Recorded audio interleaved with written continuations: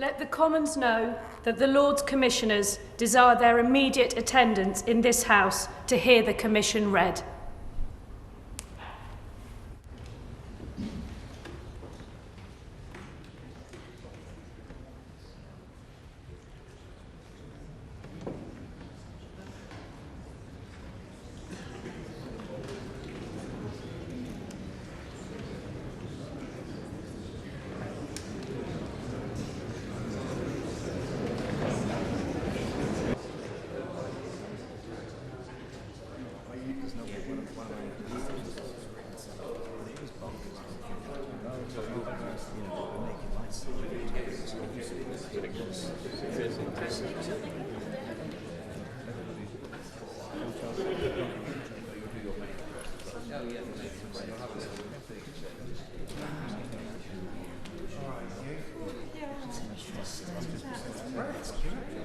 Close the door.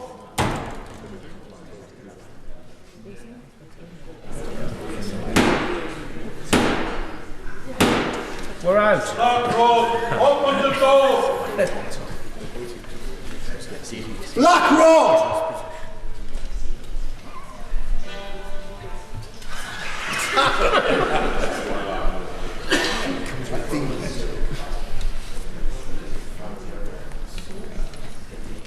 You're all right. It's going to take the night off. Mr. Speaker, the Lords who are authorised by virtue of Her Majesty's Commission to declare her royal assent to acts passed by both Houses and to declare the prorogation of Parliament desire the presence of this Honourable House and to also declare the prorogation of Parliament desire the presence of this Honourable House. Really? No.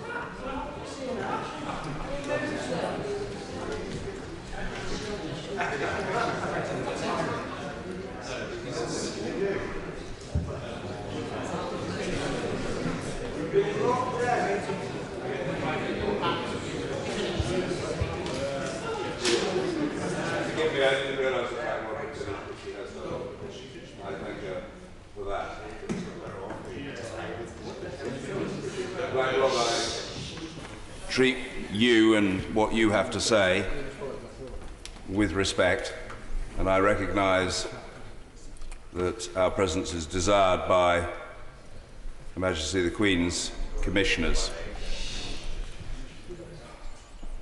They are doing what they believe to be right, and I recognise my role in this matter. Wait a minute. I couldn't care less whether you like it or not.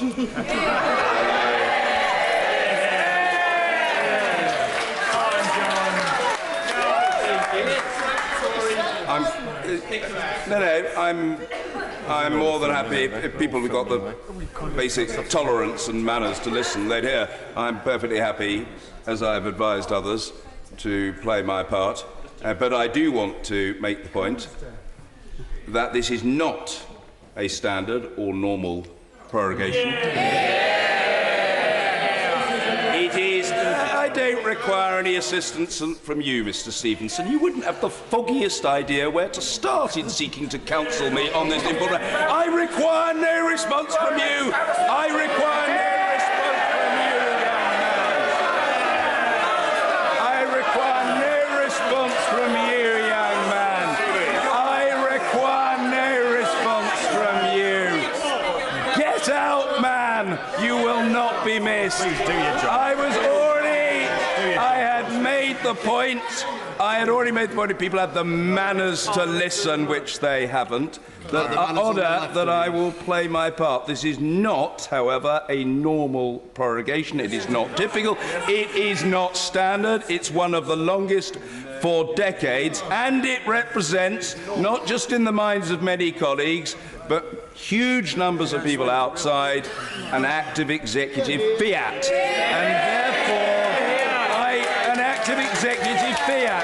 And therefore, I quite understand. I've already said that Black Rod I respect, and Black Rod is doing her duty, and the Queen's Commissioners are doing their duty, and I will play my part.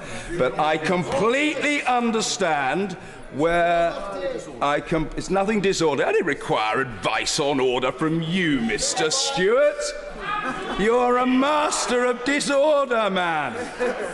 I completely understand why very large numbers of members are much more comfortable staying where they are. Mr. Stewart, if you don't like it, you're perfectly entitled to your view. I couldn't give a flying flamingo what your view is. Thank you very much indeed. Thank you very much indeed. Right, do your job. Do your job, of which you're handsomely paid.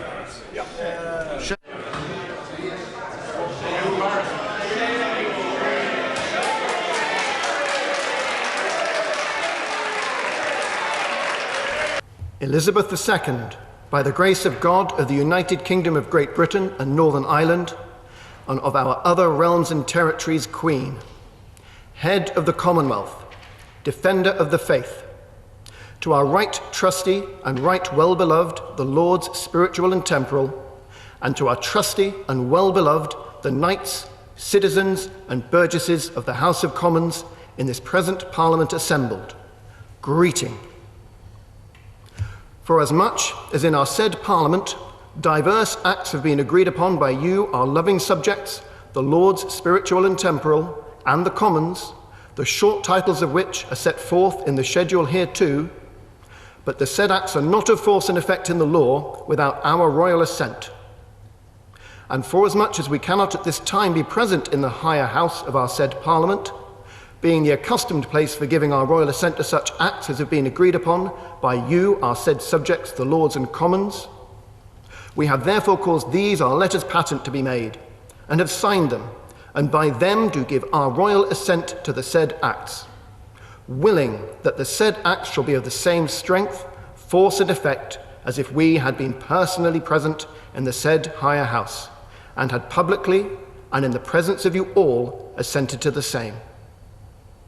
Commanding also our well-beloved and faithful counsellor, Elizabeth Mary Truss, Chancellor of Great Britain, to seal these our letters with the great seal of our realm, and also commanding the most reverend Father in God, our faithful counsellor, Justin Portal, Archbishop of Canterbury, Primate of all England and Metropolitan. Our well-beloved and faithful counsellors, Elizabeth Mary Truss, Chancellor of Great Britain, Peter Norman, Lord Fowler, Lord Speaker, Natalie Jessica, Baroness Evans of Bowes Park, Lord Privy Seal, James Arthur David, Lord Hope of Craighead, Richard Mark, Lord Newby,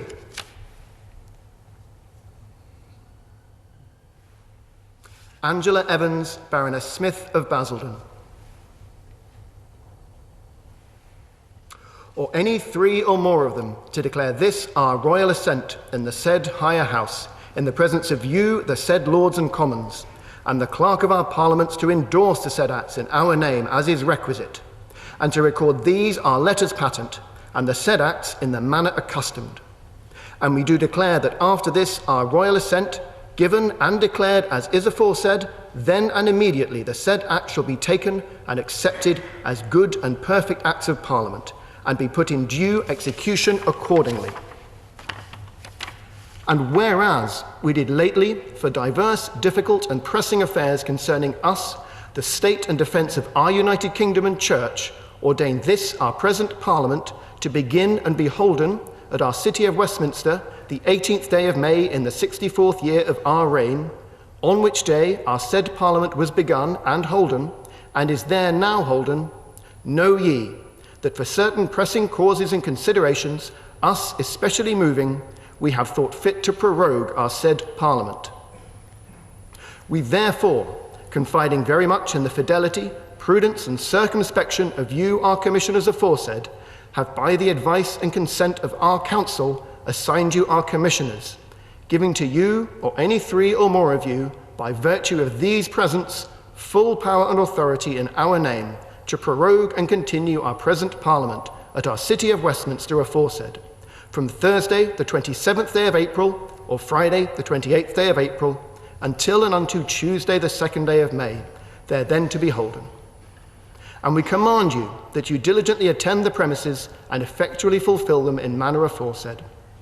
We also strictly command all in singular, our archbishops, bishops, lords, baronets, knights, citizens and burgesses, and all others whom it concerns, to meet at our said Parliament by virtue of these presents, that they observe, obey, and assist you in executing the premises as they ought to do. In witness whereof, we have caused these our letters to be made patent.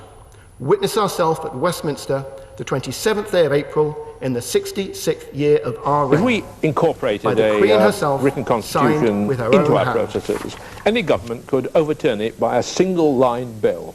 The tradition of Great Britain, the spirit of Great Britain, the feelings of the people of Great Britain is that we run by individual items of legislation.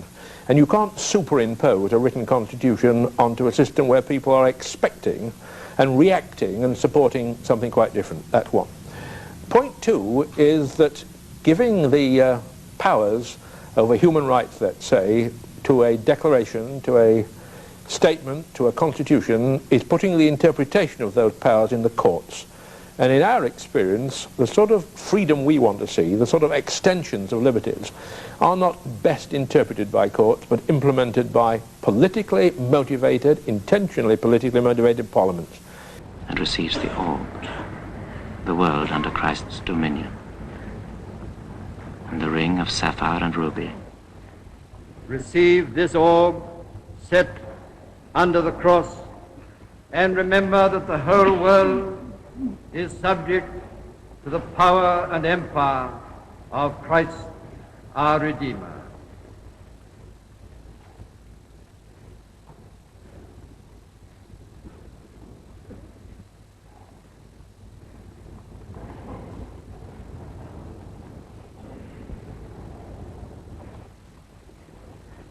Receive the royal scepter, the ensign of kingly power and justice.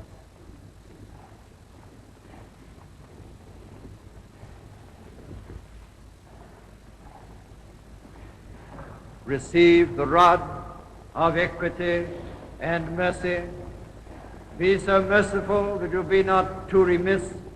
So execute justice that you forget not mercy. Punish the wicked, protect and cherish the just.